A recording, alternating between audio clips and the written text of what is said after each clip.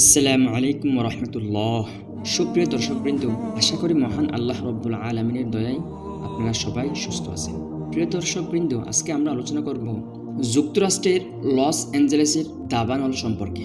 দাবানলের লেলিহান শিকায় ফুটছে হলিউড তারকাদের নগর হিসেবে পরিচিত লস অ্যাঞ্জেলেস। আল্লাহর গজব, এই দাবানলের ভয়াবহতা সবচেয়ে বেশি ক্ষতিগ্রস্ত হচ্ছে ক্যালিফোর্নিয়া। এই ভয়াবহতার কারণ কি? কিসের প্রতিশোধ নিচ্ছে আল্লাহ তাআলা যুক্তরাজ্য থেকে? বিস্তারিত জানতে পুরো ভিডিওটি একদমই স্কিপ না করে শেষ পর্যন্ত দেখতে থাকুন। এই দৃশ্যগুলো দেখে মনে হচ্ছে এ যেন কোনো হলিউড হরর মুভির ভয়াবহ সেট কিংবা কোনো যুদ্ধক্ষেত্র। চারিদিকে দাউ দাউ করে জ্বলছে আগুন, আকাশে কুণ্ডলি পাকিয়ে ছড়িয়ে পড়েছে ধোঁয়া, রাস্তার ধারে ধ্বংসস্তূপের মতো পড়ে রয়েছে হাজারো গাড়ি, আর পড়ে ছাই কোটি কোটি টাকার বাড়ি। এখনো অবধি 12,000 একর জমি জুড়ে ছড়িয়ে পড়েছে এই আগুন। ওইদিকে আবার কোথাও শহর জ্বলছে কেনে ফায়ার নামক দাবানল কিংবা ইটন ফায়ার নামক দাবানলের বিধ্বংসী আগুনে। তবে সবথেকে দানবিক আগুনটি লেগেছে লস অ্যাঞ্জেলেসের একটি অত্যন্ত দামি বিদ্যমান এলাকায়, যার নাম প্যাসিফিক প্যালিসাডস। পুরো এলাকায় আজ ধ্বংসস্তূপে পরিণত। এই এলাকায় প্রায় প্রতিটি বাড়ির মূল্য কোটি টাকার উপরে। পৃথিবীর বিখ্যাত হলিউড হিলস, মেরিবুর মতো অতি নামি দামি জায়গাগুলিও আগুনে জ্বলছে।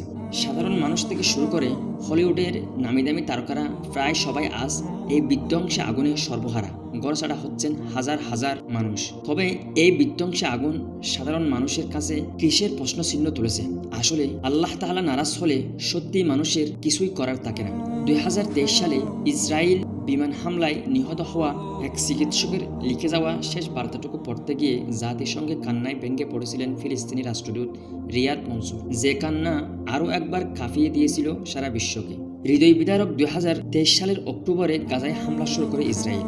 স্থানীয় স্বাস্থ্য মন্ত্রণালয়ের হিসেবে তখন থেকে 45,658 জনকে হত্যা করেছে তারা। আহত হয়েছেন 1,08,583 জনেরও বেশি। হতাহত ব্যক্তিদের মধ্যে অধিকাংশই শিশু ও নারী। বিশেষজ্ঞরা মনে করেন গাজায় প্রকৃত মৃত্যুর সংখ্যা আরও অনেক বেশি। নেতানিয়াহু বাহিনীকে শত কোটি টাকার নানা রকম অস্ত্র দিয়ে গাজার বিরুদ্ধে আরও শক্তিশালী করে তুলেছে যুক্তরাষ্ট্র। গত 5 জানুয়ারি বিভিন্ন আন্তর্জাতিক প্রতিবেদনগুলো বলেছে আরও $400 কোটি অস্ত্র দিচ্ছে বাইডেন প্রশাসন। গাজায় ফিলিস্তিনিদের উপর ইসরায়েলের এই নৃশংসতার জন্য শত কোটি অস্ত্র দিচ্ছে যে রাষ্ট্রটি, তারই অন্তর্ভুক্ত লস অ্যাঞ্জেলেস। 9 জানুয়ারি থেকে অবিরত জ্বলছে ভয়াবহ প্রাকৃতিক দাবানলে। এ যেন গাজার প্রতি নৃশংসতারই জবাব দিচ্ছে আল্লাহ তাআলা। ইউএসএ নির্বাচন চলাকালীন সময়ে ডোনাল্ড ট্রাম্প বলেছিলেন তিনি চাইলে 24 ঘন্টার মধ্যে যুদ্ধ বন্ধ করা সম্ভব। আর কয়েকদিনের মধ্যেই জো বাইডেনের মেয়াদ শেষ হচ্ছে। আগামী 20 জানুয়ারি যুক্তরাষ্ট্রের প্রেসিডেন্ট হিসেবে শপথ নেবেন ডোনাল্ড ট্রাম্প। তিনি ক্ষমতায় গেলে গাজা যুদ্ধ বন্ধের উদ্যোগ নেবেন কিনা, সেটাই এখন দেখার বিষয়। সুপ্রিয় দর্শক, আপনি কি মনে করেন এই যুক্তরাষ্ট্রের প্রতি ভয়াবহ গজব মহান রব্বুল আলামিন কিসের প্রতিশোধ নিতে যাচ্ছে? কমেন্টে জানিয়ে দিন।